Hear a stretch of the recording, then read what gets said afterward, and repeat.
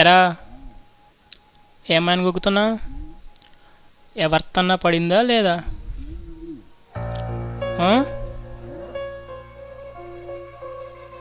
ఇంగో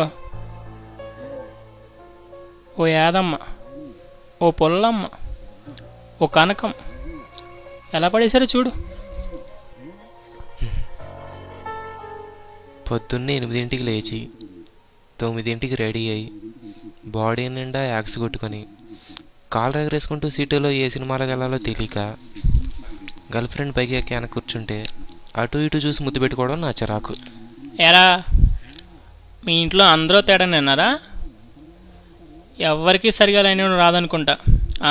వారిని ప్రపంచంలో అమ్మాయిని ఎలా పడేయాలో అన్ని విషయాలు తెలుసుకున్నాను, కానీ మీరేంటో మీ వ్యవహారం ఏంటో ఎప్పటికీ నాకు అర్థం కావరా బాబు. నా జీవితానికి ఏదైనా అసంతృప్తి ఉందంటే అది ఇదే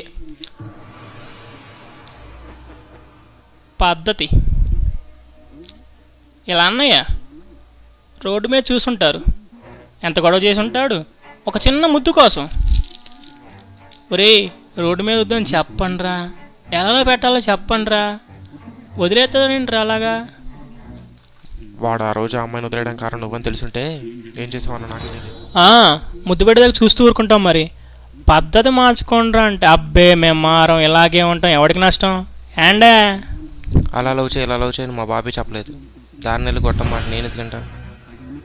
పైగా ఇన్ని ఎఫర్లో నీలాంటి మాట అస్సలు విన్నాను. ఇదిగో చూడు, ఆ అమ్మాయి ప్రపోజ్ చేసిన దాకా నేను ప్రపోజ్ చేయను, గుర్తెట్టుకో. ఇది తెలుసు మా చోలికిరా. కోట పిటేప్ సౌండ్ వచ్చింది ఒక్కటి.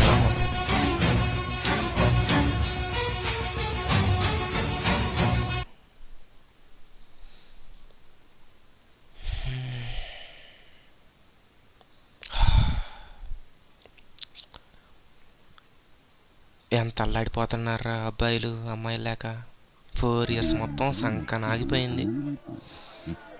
ఏదైనా బలి లేనేసారా, బలి పడేశారు. అలా ట్రై చేయాలి. ఆ టాలెంట్ ఉంటే చాలరా, ఆ తర్వాతే ఏదైనా. అదిగో చూడు, అందులో పేదోడి కూతురుంది, బలిసినోడి కూతురుంది, ఎమ్మెల్యే కూతురుంది, ఎంపీ కూతురుంది. ప్రతి ఓడి కోరిక ఒక్కటే, దేవుడా నాకు మంచోలుడు రావాలి, దేవుడా నాకు మంచోలుడు రావాలి. అవన్నీ చూసి వస్తారనుకుంటామే, వాళ్ళు రారా. అబ్బాయిలు మంచోళ్ళు రా, మంచోళ్ళు అంటేనే అబ్బాయిలు.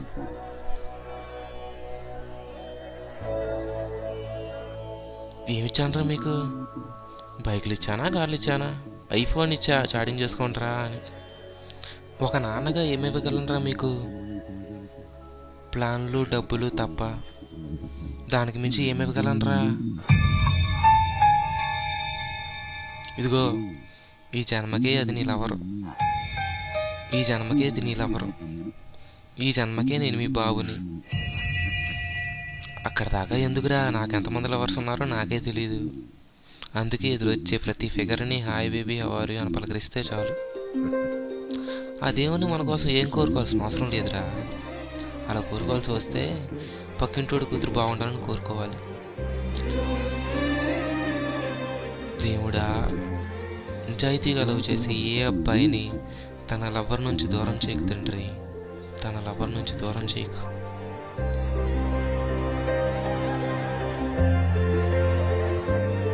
అంతే.